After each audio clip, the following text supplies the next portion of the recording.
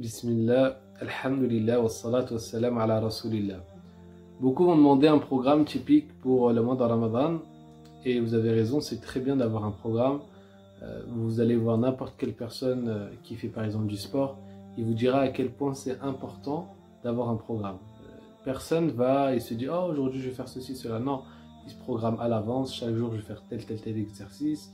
Même certains ils vont prendre un coach. Pourquoi ils font tout ça? Pour optimiser leurs résultats. Alors vous aussi vous avez raison de optimiser vos résultats entre guillemets du mois de Ramadan en voulant un programme. Donc je vais vous donner 4 points. D'ailleurs que si vous les appliquez bien durant ce mois de Ramadan, ça sera une occasion. Vous pourrez même les appliquer en dehors du mois de Ramadan. C'est des habitudes très importantes et nécessaires pour notre lien avec notre Seigneur Jalla fi'ala. La première des choses c'est quoi? C'est bien sûr avoir un lien avec le Coran. Allah Azza wa Jalla il dit de ce mois Shahru Ramadan alladhi unzila fihi al-Qur'an. Unzila fihi al-Qur'an. Donc le mois de Ramadan, c'est quel mois? C'est le mois dans lequel Allah Azza wa Jalla a fait descendre le Coran. Donc durant ce mois, il y a quelque chose de plus profond avec la parole d'Allah. C'est pour ça que les salaf salih, les pieux prédécesseurs, décidaient de délaisser tous les livres durant ce mois pour se consacrer à la parole d'Allah Azza wa Jalla. Ils avaient un lien avec la parole d'Allah durant toute l'année, mais durant ce mois, ils avaient un lien encore plus fort. Et il faut savoir que quand vous lisez beaucoup de textes qui disent que tel et tel, l'imam Shafi'i terminait 2 fois le Coran, un tel terminé de tel nombre de fois. Il faut comprendre que ces gens-là avaient la langue arabe. C'est-à-dire que même s'ils lisaient un peu rapidement, il y avait une relation où ils méditaient un minimum. Alors que beaucoup, aujourd'hui malheureusement, ils font une compétition dans la lecture du Coran et ne comprennent pas forcément la langue arabe. Ça veut dire qu'ils ne récoltent du mois du Ramadan qu'une lecture sans aucune méditation, sans rien. Ils auront certes des bonnes actions pour leur lecture, mais le Coran n'a pas été descendu pour être simplement lu, mais il a été descendu pour changer les gens, pour changer les cœurs.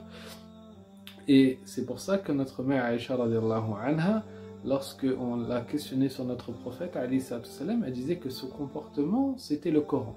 C'est-à-dire que si tu voulais voir le Coran appliqué dans la vie d'un homme, il te suffisait de regarder notre bien-aimé prophète Mohammed. Donc toi aussi, tu dois, entre guillemets, être un miroir dans lequel va se refléter la parole d'Allah Azza wa Jal, dans lequel lorsqu'on va te voir, on va voir les versets d'Allah Azza wa Jal qui sont appliqués et qui sont reflétés. Donc, la première des choses, c'est avoir un lien avec le Coran. Si tu veux terminer le Coran avant la fin du mois, tu dois lire 20 pages. Donc, si tu te fais un programme rapidement, tu te fais 4 pages après chaque prière. D'accord? Et comme j'ai dit, j'insiste dessus, tu médites. Tu médites, c'est ça la priorité. La priorité, c'est que tu lis le Coran et que tu médites et que tu appliques ce Coran dans ta vie. Tu lis ce livre en te disant, attends, qu'est-ce que Allah il a voulu me dire ici? Quel est le message d'Allah pour moi? Ne lis pas comme, Allah il aura dit ça sur tel peuple. Non. Toi, à ton niveau, dis-toi qu'est-ce que Allah il a voulu me faire comprendre en révélant cela. Ça, c'est la première des choses. Deuxième des choses, fais les invocations du matin et du soir. Prends cette habitude. Dieu, quand il nous parle des gens qui étaient inspirés par Allah Azza wa Jal, qui ne cherchaient que la face d'Allah Azza wa Jal, c'était quoi les signes qu'ils avaient? Parmi les signes qu'ils ont, c'est que ce sont des gens qui le matin et soir, ils invoquent leur Seigneur. Allah dit dans Surat Al-Kahf, وَاصْبِرْ نَفْسَكَ مَعَ الَّذِينَ يَدْعُونَ رَبَّهُمْ بِالْغَدَاةِ وَالْعَشِيَّةِ. Qu'est-ce qu'ils veulent? يُرِيدُونَ وَجْهَهُ. Ces gens-là, Allah dit de patienter avec ceux qui invoquent leur Seigneur matin et soir, et Allah exprime leur but. Qu'est-ce qui les anime? Qu'est-ce qui les pousse à faire autant d'invocations? Ils veulent la face d'Allah. Leur but, c'est rechercher Allah. Donc, tu vois, c'est pas n'importe qui. C'est pas... T'as des gens qui, pour adorer Allah, ils ont besoin forcément de penser et d'être constamment dans la recherche de quelque chose qui plaît entre guillemets à leur nefs et qui est quelque chose de créé comme le paradis, les fleuves du paradis, tout ça, c'est pas tout le monde que simplement leur Seigneur les anime au point que la simple chose qui les pousse à faire toute leur adoration et à délaisser toutes les choses haram, c'est la face d'Allah. Donc voilà, si tu veux faire partie de cette élite-là, sache que parmi leurs signes, il y a le fait que matin et soir, ils ont un programme de dhikr. Donc tu prends la citadelle du musulman, tu prends n'importe quel livre qui regroupe les invocations du prophète alayhi salam, et tu fais les invocations qu'il faisait matin et soir. Troisièmement, essaye d'effectuer tes 5 prières à la mosquée. Essaye de faire, parce que c'est très important, la main d'Allah Azzawajal est avec le groupe. Et il y a une bénédiction dans le groupe. Ne t'arrête pas à des divergences sur certains sujets. Tous les musulmans ont un tronc commun. Et ce tronc commun est plus important que tout le reste qui sépare parfois. Supprimons toutes ces divergences. La communauté musulmane a besoin d'union. Elle a besoin d'union.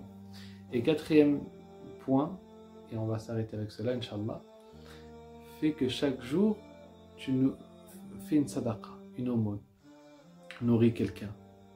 Et encore plus, dans ce mois, nourrir des jeûneurs, masha'Allah, en plus de mettre la joie dans le cœur de ton frère, et ceci est l'œuvre la plus aimée auprès d'Allah, tu vas toi aussi avoir la même récompense que lui. Il va jeûner, tu vas avoir la même récompense que lui sans que ça diminue son jeûne. Et la récompense la plus forte dans cet acte-là, c'est que tu vas éduquer ton cœur à te soucier des autres et à être généreux. Dans une société où beaucoup on est individualiste, on est très bakhir, on n'est pas généreux, etc. Et bien c'est important de prendre chaque jour l'habitude de donner un petit peu de ton argent afin que tu éduques ton cœur à être généreux. Donc voilà 4 conseils à appliquer, ils ne sont pas difficiles, même si tu travailles tu peux les appliquer. Essaye au maximum de les garder, c'est-à-dire que même après le mois de Ramadan, essaye de garder cela. Après le mois de Ramadan, essaye d'avoir encore un lien avec le Coran, essaye de faire tes invocations matin et du soir tout le temps, essaye de faire le maximum que tu peux tes prières à la mosquée et d'avoir un lien avec les musulmans, le groupe. Et quatrièmement, garde quelques pièces toujours dans ta poche chaque jour.